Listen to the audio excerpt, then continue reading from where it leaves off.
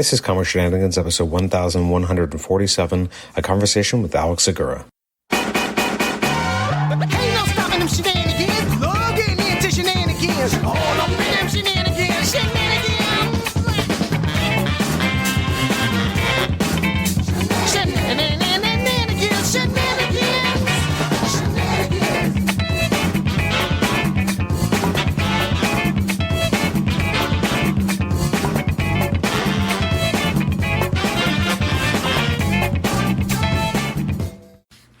Welcome to the Comic Shenanigans podcast. I'm your host, Adam Chapman. This is episode 1147.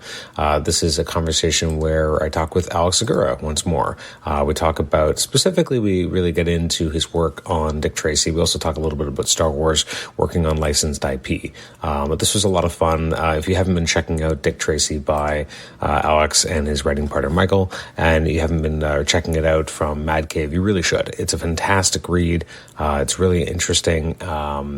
It's dark. It's at times shocking in terms of the violence, but it never feels gratuitous. We kind of talk about that nature of the violence in the book, but it really evokes a certain, pulpy atmosphere, very noir. It's just a fantastic book. Geraldo, the artist, really nails it. It's such a visually exciting book. There's a lot of characters, a lot of very good character work. There's different types of kind of cases, so it's not always the same kind of gang war. You have some more. Anyways, I won't put more words in Alex's mouth than I need to. I'll let him speak for himself. But Dick Tracy has been such a joy since the beginning. And it's interesting, like he mentions that, I mentioned actually in the interview that, I come at it as someone who usually knew most of my Dick Tracy stuff from the movie, obviously as a kid. And then I think I had a hardcover collection of some of the celebrated cases when I was a kid from my uncle. But that was basically most of my interaction with Dick Tracy. And so in my mind, the movie looms large. Everyone remembers the movie. But he's like, it's a smaller subsection as you might think, that people who just kind of have that as their reference. There's actually a lot of people out there who have different frames of reference for Dick Tracy, which maybe I didn't appreciate, how much it might be in culture in general. But anyways, this was a great conversation. It was really great to be able to sit down with Alex and talk about, his inspirations, where he's kind of pulling this from. If you haven't checked it out, you should check the last episode that he was on. That was episode 1118. At that point in time, that came out back in November 2025. We were talking about his work on Daredevil, the visual history. I should mention he just wrote a Daredevil novel that came out in the intervening time. We didn't talk about it. We just kind of focused on Dick Tracy here. It was very, very mono-focused, except for a little bit of Star Wars at the end. But again, Alex is such a great guest, really great stories, interesting idea on storytelling and how he breaks things down. And this was tremendously entertaining. So hopefully you find it just as entertaining as I did. You can email me at comicshenanigans@gmail.com, rate the show on Apple Podcasts, listen to us on Apple Podcasts, and also listen to us on Spotify. Thanks so much, and let's jump right into the episode with Alex Segura. Enjoy.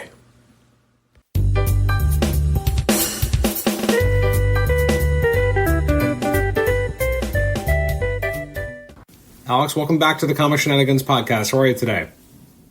Good. Thanks for having me. Absolutely. I really want to talk about Dick Tracy. We talked a little bit about it at the very tail end of our last conversation, and then I went back and read it all, and then I've been reading it again in preparation. And so, first of all, it's a fantastic book. It's so new reader friendly. You don't really need to know a lot about Dick Tracy to jump right in. It's riveting. I had a lot of kind of mechanical questions. So we had talked previously, and people can check out your previous episode, which I will mention in the intro to this episode, that you ended up with the rights to actually work on or do Dick Tracy comics.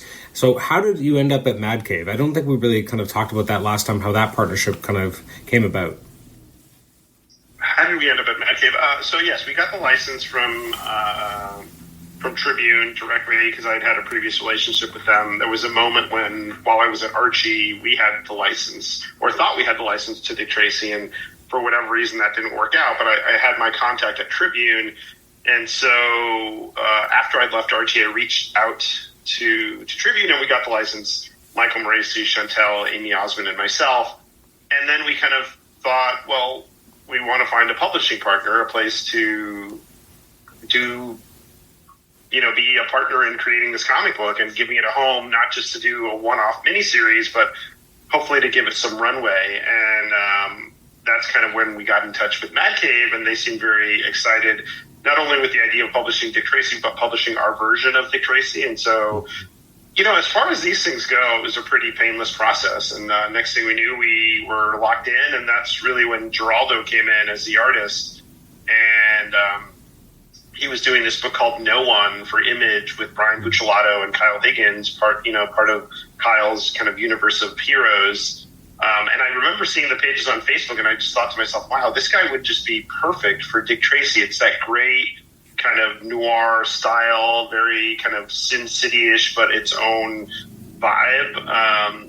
His use of blacks and his facial expressions are great, but he's also a really gifted storyteller. I think Geraldo, the thing about Geraldo is if you just look at the page without our text, you still understand what's going on, which is not a diss on what Michael and I do, but it's kind of a testament to his strength as an artist. So yeah, that's kind of how we ended up there. And the idea was, let's see how long people are into this book and into this iteration, because like you said, it's not steeped in Dick. Well, actually, let me backtrack. It is steeped in Dick Tracy lore, but you don't have to have a doctorate in Dick Tracy to understand what's going on. And the way Michael and I write it is, his shorthand for it is like we're doing Casino Royale for Dick Tracy. And I see it kind of as LA Confidential meets Dick Tracy, where we're taking some of the elements that Gould created and picking up on them, but not picking up on them as if we were Chester Gould. And I think a lot of, again, not a criticism, but a lot of other takes on Dick Tracy are really trying to evoke the art style of Chester Gould. We were really trying to evoke the sensibility and the grit and the noir and it's really pulpy and hard boiled. A lot of those early strips, well through the current stuff that later writers like Max Allan Collins and artists like Joe Staton and even later on. But it's very much a crime story, and so our thought was like, let's take it, add another coat of paint, make it a story that we can create and something that feels evocative to us. And that's really where we started. And I think that first arc establishes all the key elements. It's not year one per se. It's not Dick Tracy's origin story, but in many ways it's like what makes him go from this new detective that seems to wear a yellow coat to Dick Tracy super cop, basically.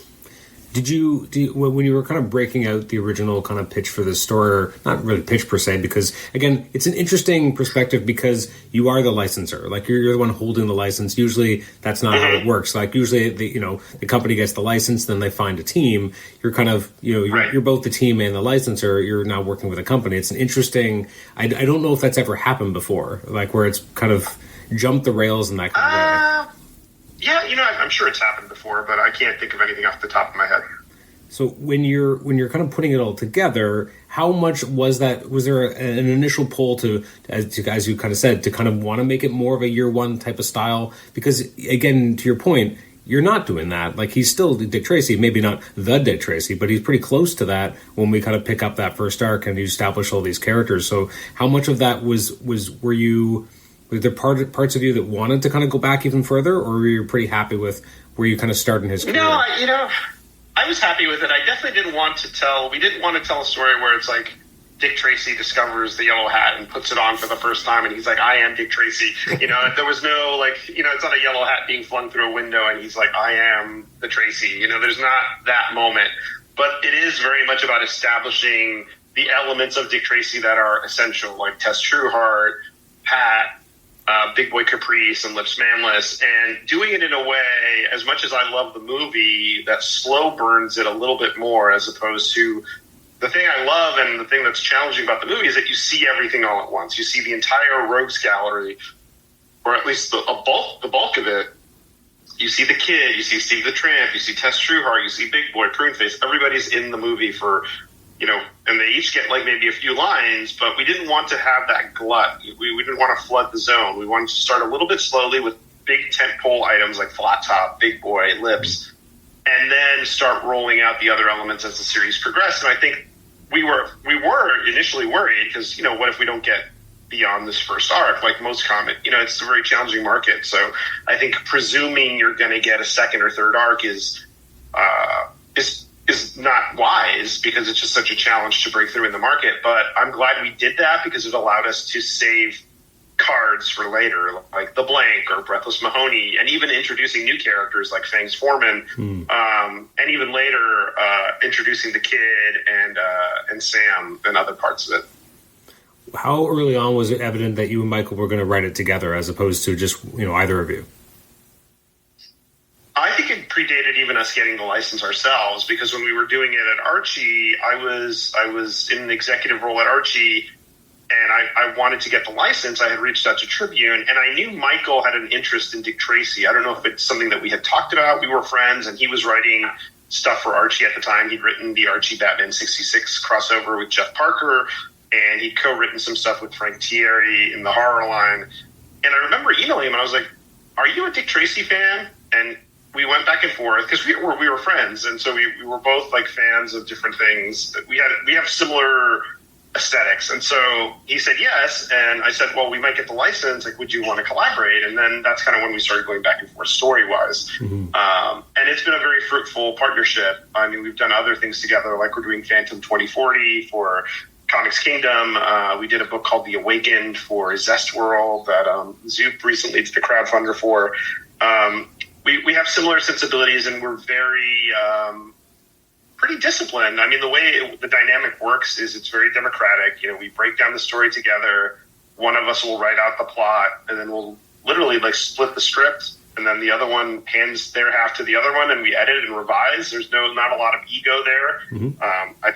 I don't think we've had a single argument in terms of like, well, this is wrong or this is right. There's been moments of like slight disagreement, but it's a very productive collaboration. And I think it's because we're both similar in how we work. Is there, I mean, obviously, given the way you kind of describe working, I'm sure this isn't necessarily the case, but is there a voice of a character that you think that you just kind of nail better than Michael does? Not in a mean way. No, I don't know. Yeah. No, I get it. I don't think along those terms. I think that we both get a coat of paint. Like, I hate to keep using that metaphor, but we each get a pass. So I think there's times maybe when I'm like, oh, I think so-and-so would sound like this. And there's probably equal number of times when he reads my pass and he's like, actually, Tracy would say it this way. And that's where the back and forth is. And then the synthesis, like the end result is unlike anything either of us would do by ourselves. And so it becomes a very unique kind of book. What I find so interesting is that you keep doing these specials, and I'm curious, like how what was the genesis of that? Because in usual publishing, you would just have maybe a filler issue. I don't mean to mean filler in that way, but like something that's not part of the next arc, but just kind of a done in one. And you could almost have those kind of breaking up the arcs, but you guys do these specials, these more theme specials instead. Where did that kind of come from, and what was that kind of discussion with Mad Cave about, or did they love having more content to put out there? I would say the idea came from Mad Cave. I think there was a sense that we needed palette cleansers between arcs. Like usually they fall between the 5-issue arcs, most partially to give Geraldo a break. Like he'll do a cover and then start working on the next arc. And we usually have Craig Cermak, who is a great artist, who I've always wanted to work with, who's just really got this great, almost like Jerry Ordway style, like a fantastic storyteller. Maybe not as like detailed as Jerry's stuff, but a very clean, timeless style that I love. And it gives us an opportunity to play deeper into the Tracy lore. Like that's how we bring the Kid into the story.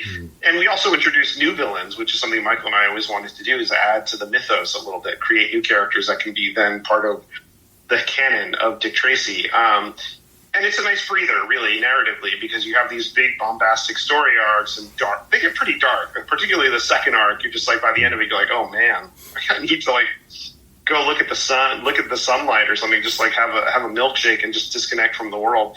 Because it just gets really bleak. And so these stories, while not lighthearted, are at least a tonal change that can get you ready for the next arc. And they all tie in together. The stuff that happens in those one-offs are not happening in isolation. Like they then feed back into the main stuff. Now, when you first do the first couple, you have Halloween and you have Valentine's Day, but then you have St. Patrick's Day, which is not what we would normally expect to kind of see a special for. Was that kind of a happy accident? Like you had an idea for how that character would kind of come out, and it just kind of made sense to call the special that. Like, I'm curious what the thought process is to create more of these palate cleansers now that you kind of established a trope for yourselves, that there, there's specials that tie into some sort of holiday. How do you keep going from there, and how did you choose St. Patrick's Day? I think part of it was timing, in terms of how the arcs break. I don't think it's something that can go on indefinitely. You just will eventually run out of holidays unless you keep doing the same ones again and again. So I think it's an interesting motif that maybe we have one more in us after this, and then we kind of see where things go. But I don't think we thought about it beyond that.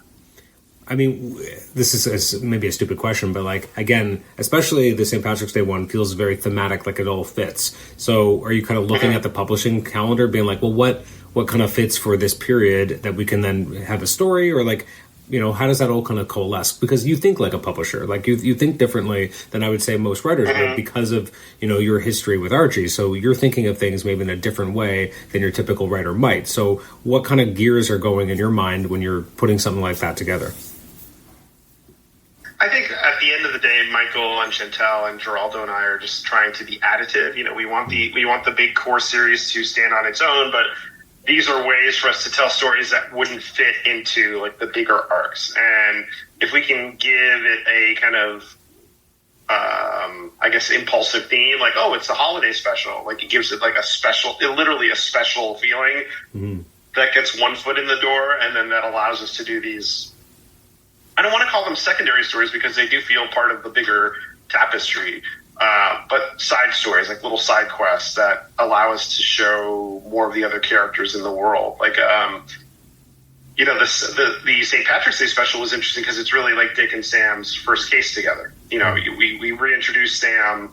We introduce him into our kind of mythology earlier, but this is the first time they really get a case together, and that felt like a meaningful beat. Like, their partnership is established. We didn't have room to do that in the main series. The same with the kid. Like, I think I was the one bugging Michael about him. I was like, we got to bring the kid in. But we didn't want to bring him in as like a Dick Tracy Jr. Robin type. We wanted to treat that with some care and with grounded sensibilities that's kind of really evoke what the series is. So that took a little thought, and we also didn't want to rush him in. We didn't want to rush a lot of these villains in and heroes in, like the movie, to kind of clutter the view, clutter it all. We wanted each big beat to have breathing room. Like, the blank felt like it's an arc unto itself, and then the current arc we're doing is really a culmination of the first 20 or so issues that we teed up in the first arc. Do you find, so once you had Geraldo, and his amazing pages, did you find that when you guys were breaking down like the second arc and moving forward, that it was easier for you guys to visualize it because you knew exactly what Geraldo was going to give you? Whereas maybe when you're breaking down the first arc, maybe you didn't have a full sense because you didn't have like the full issues yet. I mean, you obviously had process work, you knew what it was going to look like to a degree, but knowing exactly kind of how he was going to lay out the page, did it make it easier to kind of break down other arcs because now you have more of a visual reference? Yeah, I think we just knew what we saw as his strengths were, and what we really wanted to see him draw. Like, he has a great sense of rhythm, like almost like a Scorsese-like rhythm to how he lays out a page. Like, he does violence really well, but he also draws really sexy characters, male and female. Dick Tracy is this like steel-jawed Superman type, and his Breathless Mahoney is just, to stop me for the cliche, but is breathtaking. Like, when she walks into a room, everyone else stops, and he gives each of his characters so much personality. So I think we've gotten to the point with Geraldo where we have a good rhythm with him, and we can there's a shorthand there where we can say, okay, there's a shootout here, and we have the faith that he's going to execute it very well.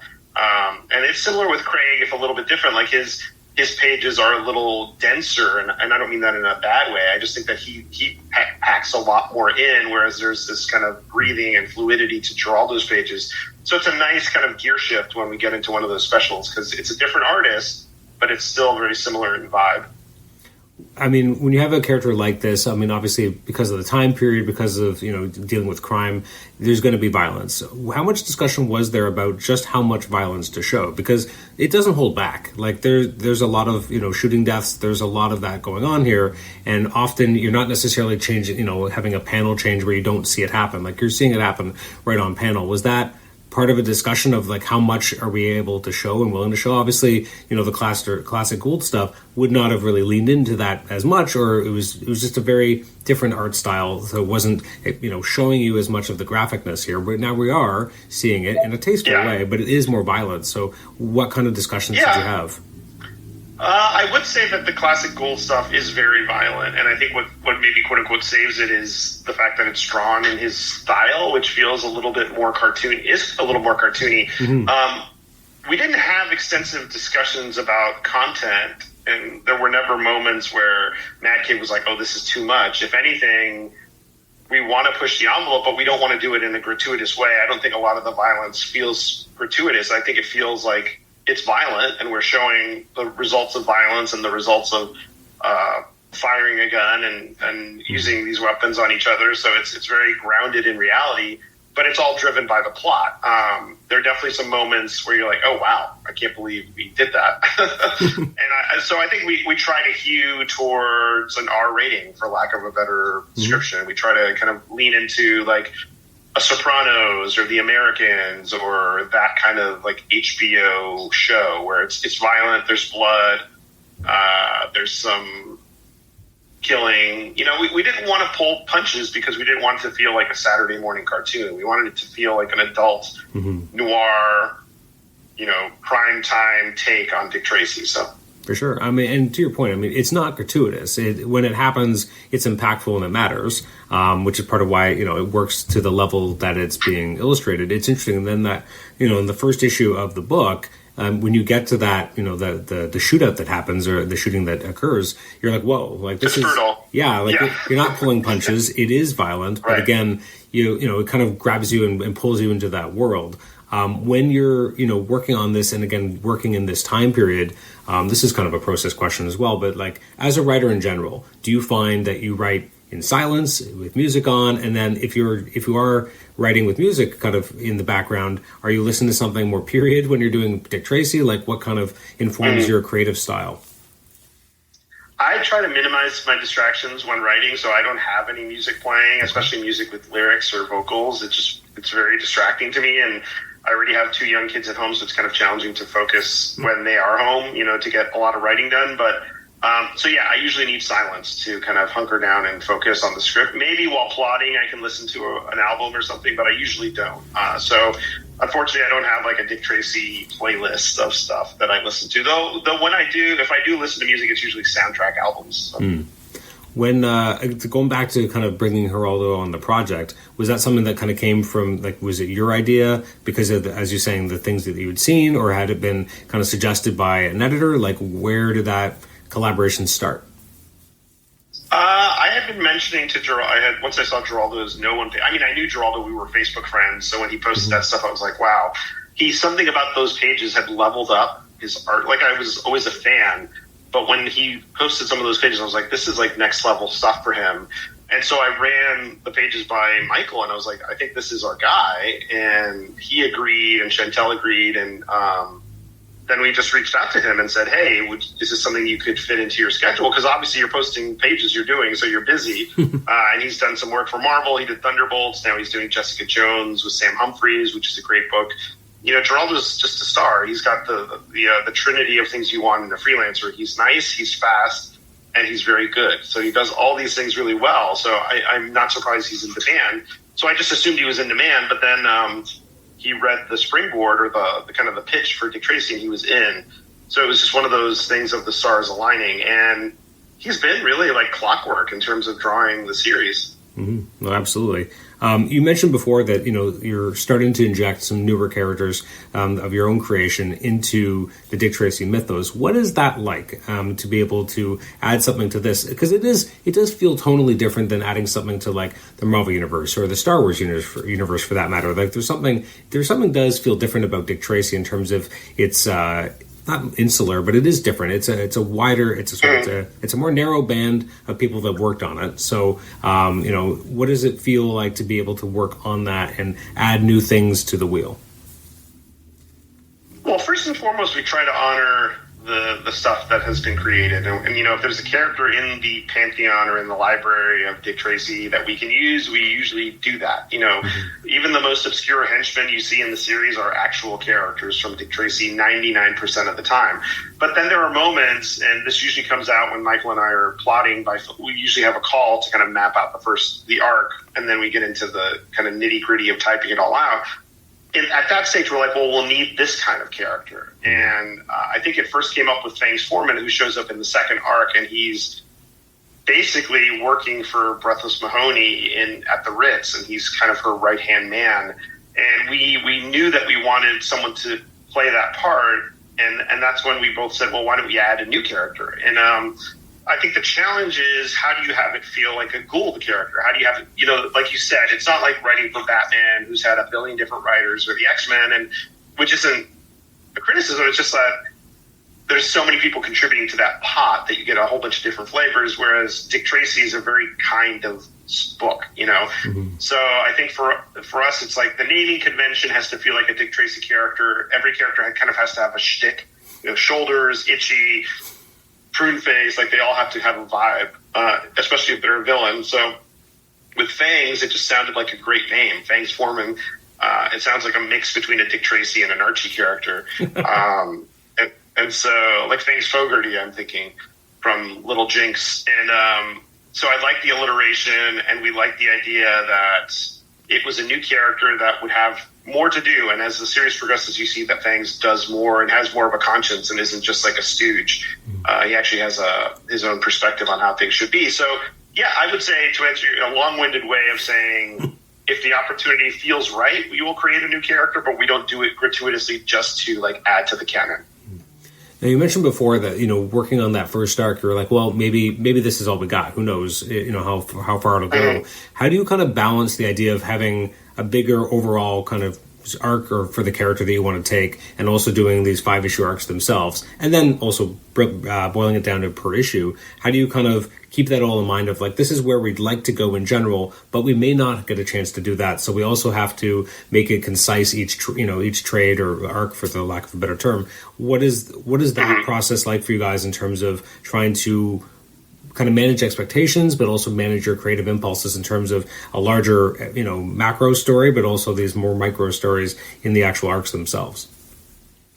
I think in terms of the big macro story, we wanted to tell the story of, you know, like Dick Tracy's core years. Like this is like the golden, no pun intended, the golden age of Dick Tracy.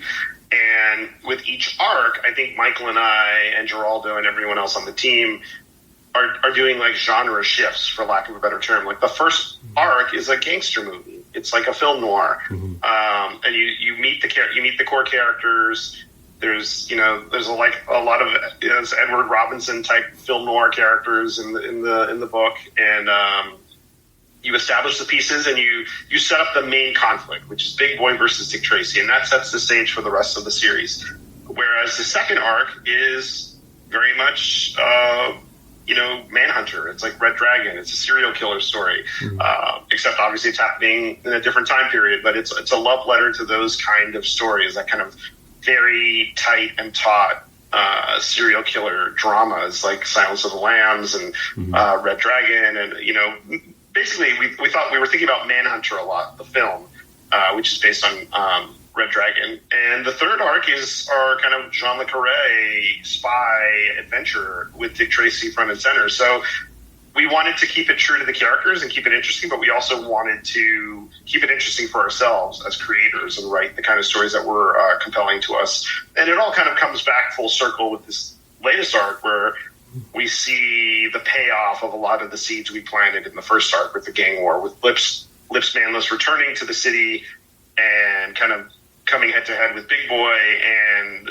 Flat Top basically activating his vendetta against Dick Tracy. Is there a character from the kind of Gould pantheon of characters that you haven't used yet that you can't wait to use? I would love to do more with Pruneface. I think Pruneface is kind of like the wolf in waiting in terms of our characters. Like Flat Top, in many ways, is like Bullseye to Big Boy's Kingpin. He's the unhinged psychopath that has no qualms about killing people, and big boy's a calculating mob boss. But Pruneface has been a little bit of a cipher to us. Like, I think we've used him well, and we used him more actively with the Brow in the third arc. But I think there's a big story with him at some point. Yeah, absolutely. Is there of the ones that you've used so far? Who was the easiest to write, or did you find was just kind of either the dialogue came easiest, or just kind of the way that you were able to position the character in terms of the narrative made the most sense? Like, which one were you like, yeah, this is the best fit?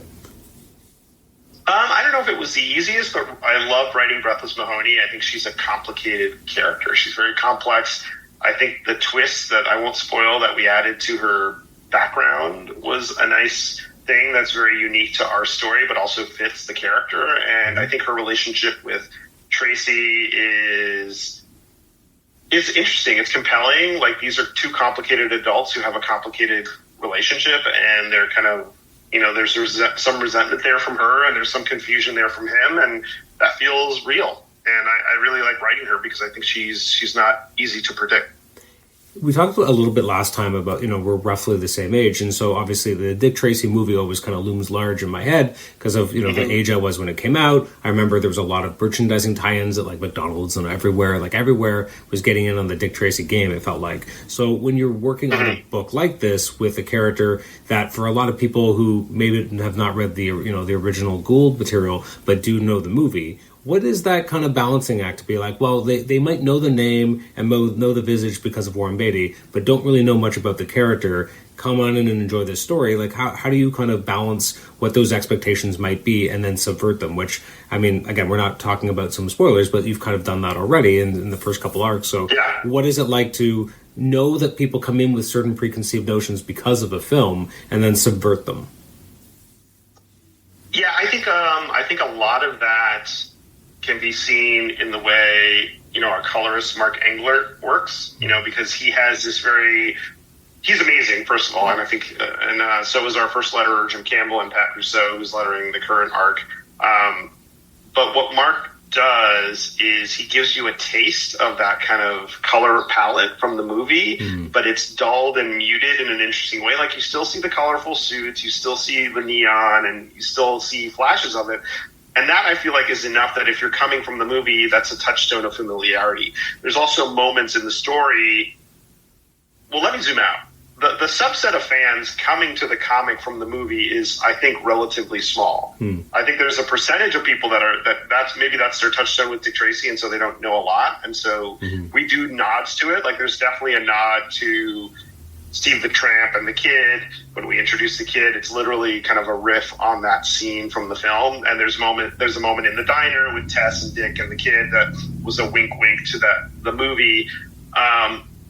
But I think first and foremost, we're trying to write a fun and engaging and dark crime comic that happens to feature these characters that are recognizable. It's not like, I think there's a lot of Dick Tracy fans and a lot of people that love these characters, but we're writing it with a much wider hope that folks who just like crime will come in and say, hey, this is a great crime comic. Oh, it's this lore. Like, there's so much more. And that can hopefully pull you in to some of the other great stories, like the newspaper strip, some of the other comics that have happened before, and things like that.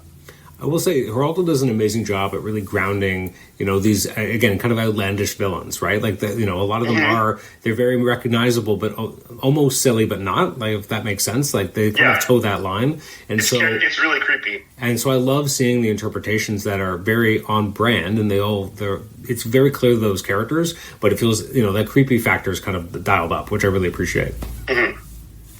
No, he does a great job. And again, Mark and Jim and now Pat and really do a great job just filling out the team. And the colors, Geraldo and Mark are a fantastic union there.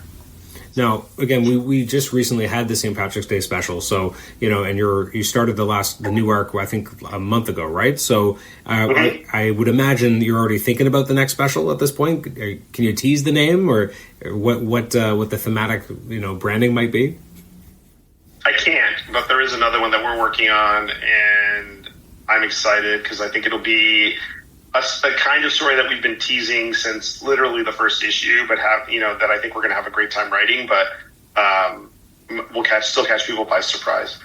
I'm going to let you go in a couple minutes, but I was remiss last time that I didn't bring up Star Wars at all. And I don't know how somehow I ignored your amazing work on Star Wars. So I'm curious, like, Thanks. Working on a licensed product like Dick Tracy, and then working on something like Star Wars, very different in terms of what the license holder kind of needs. Because obviously when you go do anything Star Wars, it goes through their story group, etc. So how has it been working on a project like that where there are so many more people kind of looking at it?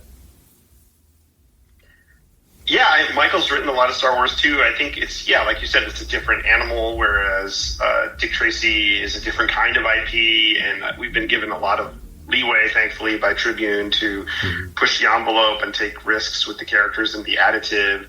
And Star Wars, I think a lot of people have assumptions about how it works, but my relationship to the brand has always been really positive and open in that they want new voices to be adding to the mythos. They want new characters added. They want new takes on their heroes. And so getting to write the flagship title was a huge honor and a thrill. And to get 10 issues with Phil Noto and Pete Woods and such a great lineup of artists, and to tell this one complete story is, again, another rarity in comics in a landscape where you're very lucky if you get a miniseries or an arc before somebody else takes over or a book relaunches. So to have that kind of runway and breathing room felt really special. I think at the end of the day with licensed comics, whenever you're writing work for hire, you have to go in understanding that the toys aren't yours. And so there is somebody else who owns the toys or represents the owner of the toys. And they can say, well, so-and-so wouldn't say that. And there's really no argument there. You can't. You have to. And so you're either going to be open to doing it their way or find a middle ground or have a back and forth, or maybe it's just not for you. And I think that's something that a lot of freelancers struggle with or have to kind of grapple with.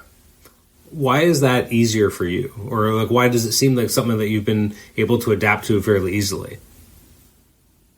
I think I like the challenge, and I think I have a lot of outlets for other kinds of stories. Like I do a lot of creator-owned work, like Forgotten Five and things like that. I write my own novels in addition to work-for-hire novels. So I never feel like some kind of story is being taken away. Like if I feel like, okay, well, this didn't fit as a Star Wars story or as a Dick Tracy story or a Spider-Man story or what have you, I can tell that story in some other way, thankfully. Like it's a blessing to be able to do that. But and I also, having been on the other side of it, having overseen IP and seen how it works with licensors and licensees, you understand where they're coming from. And you also, you work with people you like and with people that are good partners. For sure. Now, what's interesting, obviously, is that, it's been, I guess, 10 years or so since Marvel got the, license to, well, not even license it, it's all part of the same company, but you know what I mean, that since Marvel started publishing Star Wars comics themselves. And so in that time, we've had, they've put these stories at different points in the timeline, and obviously you're getting to kind of do stuff that's kind of post episode 6. So I'm curious how you felt about both the openness of that, because you're not as constrained about kind of putting the things between two movies, but also that might be a little terrifying as well. The kind of, there's a giant open swath of time between, episode 6 and 7. So how did you kind of break down that challenge for yourself? Yeah, I think the more I thought about it, the more stressed out I got, so I tried not to think about it. I just thought, not to be glib, but, I thought about, well, what's the kind of story I want to tell, and what are the themes I want to explore? And I think something that the editor, Mark Panicia, and I discussed was, let's show the contrast between our core heroes, Luke, Leia, Han, and other characters that are reminiscent of where they were before. So you see new characters like Rin Zanat, who is very much where Luke was when we met him early on around episode 4. You have Leia and Mon Mothma, even though she is further along, she's, kind of the path not taken. And you have Han and it just becomes like you're basically showing the contrast between these characters to remind readers of who they were and how far they've come and all the things that they're grappling with. Luke is now trying to figure out what it means to be a Jedi. Leia is trying to figure out what it means to rule versus to fight. It's like the Hamilton saying, it's, war is easy, governing is hard, or whatever the quote is. And Han is a dad who's now on the side of the angels, who used to be living in a gray area with nothing holding him down, had no responsibility whatsoever to anyone but himself. And so I think that was the main focus of the arc. Like when you put challenge these characters and put them in challenging situations, how do they see how they've grown and what pushes them further? And also kind of teasing what's to come years and years from now when we see them again in the films. That was really the goal, just like thematically with them. No, obviously when you're working on something like Star Wars, specifically with these characters, unlike other licensed work, there's a very definitive actual voice. Like you can listen to Harrison Ford, you can listen to Mark Hamill. Yeah. So when you're writing their dialogue, how cognizant are you of what it would even sound if they were to, speak it aloud? Do you kind of, I don't know if you do the voices yourself, but, kind of aloud, but like what is it? Because everyone has a very definitive kind of sense of what these people sound like. And in general, Star Wars, they typically talk in a certain way anyway. Like it's not like regular speak, right? There's just something a little bit different about the way the dialogue is usually written in Star Wars movies. So how do you approach writing these characters in that way? I think I don't read them out loud in the voice. I do think about them and like kind of play it out as if it were a movie. Like my big thought with Battle of Jakku, which was a 12-issue miniseries that led into my ongoing run, and the ongoing run I treated like, what if these were the next two films, basically? Like if there was episode 6.5 and episode 6.8, like if there were like these two films kind of snuck after the first trilogy before the new trilogy, what would they look like? And that's kind of what I was trying to do. And that meant treating these characters as their prime selves. Like Luke has to feel like the cinematic Luke, which I'm sure like so many other writers have done as well. It's just you're trying to find the voice as quickly as you can. For sure. It's interesting with the ongoing. I love that at the beginning that you kind of break everyone apart, but you have very clear.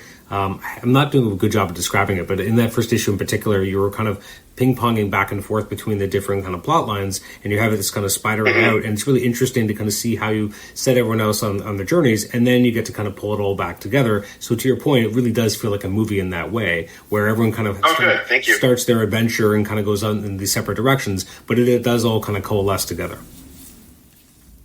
Yeah, I appreciate that. I think the idea was to make it feel cinematic, make it feel like, well, what happens when the Empire has fallen? What is a viable threat that's, not the Empire Part 2, but a threat to all the things that these heroes have fought for? And, like, again, back to that quote, like, it's easy to win the war, but what happens when you have to actually, like, live up to these ideals that you fought for? So absolutely. With Luke, a question I have is that, obviously every movie of the original trilogy, every movie kind of adds something more to what the Force is or what the Force can do. And obviously we have so many things that we know what the Force can do because there's been so much media.